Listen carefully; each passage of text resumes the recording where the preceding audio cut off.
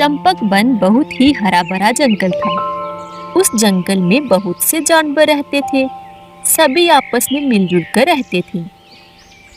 उसी जंगल में कोको खरगोश भी रहता था।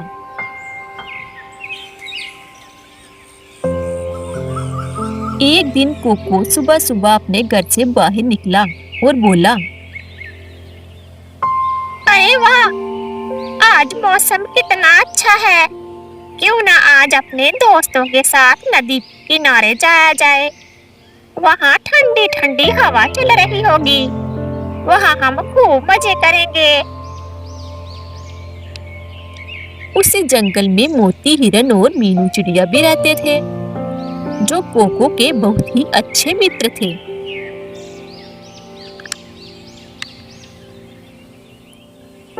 पहले मैं मोती के पास चलता हूँ, फिर हम दोनों मीनू के पास जाएंगे। फिर कोको जंगल के रास्ते से होकर मोती के पास जाता है। थोड़ा चलने के बाद उसे मोती हिरन मिलता है। मोती, तुम अकेले यहाँ क्या कर रहे हो? देखो, आज मौसम कितना अच्छा है। चलो हम नदी पर चलते हैं। कोको, बात तो तुम्हारी बिल्कुल सही है। चलो हम मीनू बहन को भी अपने साथ ले जाते हैं।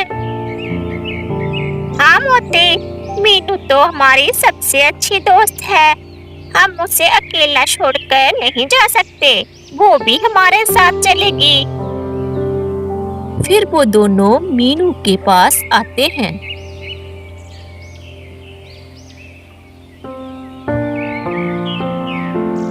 मीनू एक पेड़ पर अपने घोंसले में बैठी थी। कोको ने मीनू से कहा, मीनू बहन, देखो ना, आज मौसम कितना सुहावना है। हमने सोचा है कि आज हम तीनों एक साथ नदी पर जाएंगे और खूब मजे करेंगे। हम यहाँ तुम्हें लेने आए हैं। ठीक है दोस्तों, चलो मैं भी तुम्हारे साथ चलूंगी। फिर वह तीनों नदी की ओर बढ़ने लगते हैं।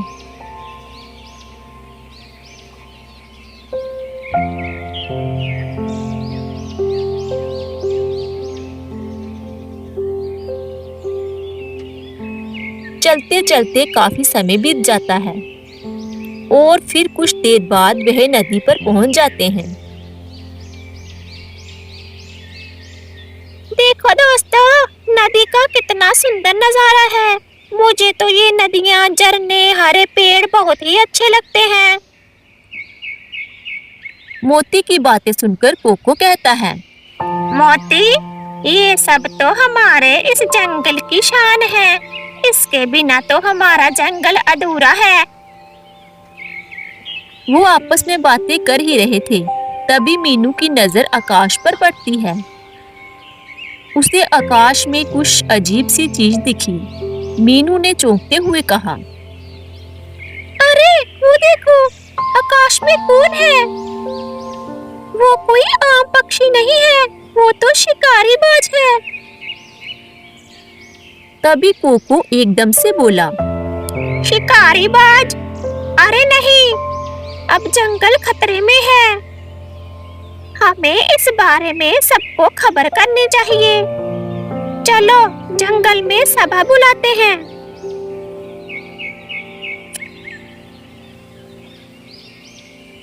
फिर क्या था, जंगल के बीचों बीच सभी जानवर इकट्ठा हुए।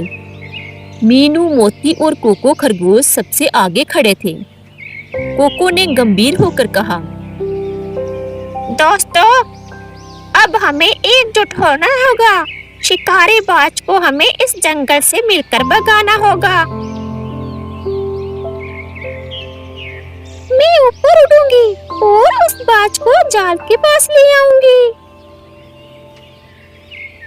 तभी मोती बोला, जैसे ही वो नीचे आएगा, हम जाल खींच लेंगे।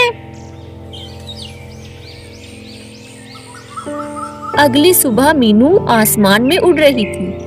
तभी उस बाज की नजर मीनू पर पड़ी।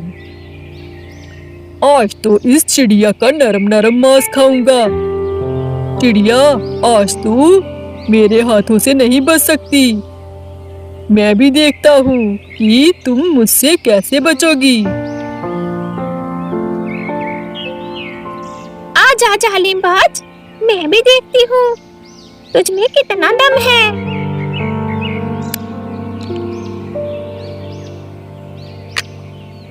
बाज मीनू को पकड़ने के लिए उसके पीछे पीछे उड़ने लगा। मीनू उड़ती रही और उस शिकारी बाज को जाल की ओर ले गई। बाज बहुत देर तक उड़ता रहा और थक गया। थक कर वह जमीन पर बैठ। इतने में कोको चिल्लाया, मोती, जल्दी से जाल फेंको। मोती के जाल फेंकते ही शिकारी बाज जाल में फंस गया। इतने में मीनू भी वहां आ गई। बाज चिल्लाने लगा, अरे ये क्या हो गया, छोड़ो मुझे। सभी जानवर इकट्ठा हो गए और बाज को घेर लिया। मोती ने कहा, अब पता चला जंगल के सारे जानवर एक हों तो शिकारी बाज भी डरता है। हम कभी हिंसा नहीं करते पर बुराई को कभी बर्दाश्त भी नहीं करते। कोको ने बाज से कहा, अब भाग जा यहाँ से और दोबारा इस जंगल में कभी लौट कर मत आना। बाज डरकर वहां से हमेशा के लिए भाग गया। अब जंगल फिर से खुशहाल हो गया। तीनों दोस्त रोज मिलते, खेलते और मजा करते। इस कहानी से हमें यही सीख मिलती है, एकता, सूझबूझ और साहस से हर मुसीबत आसान होती है।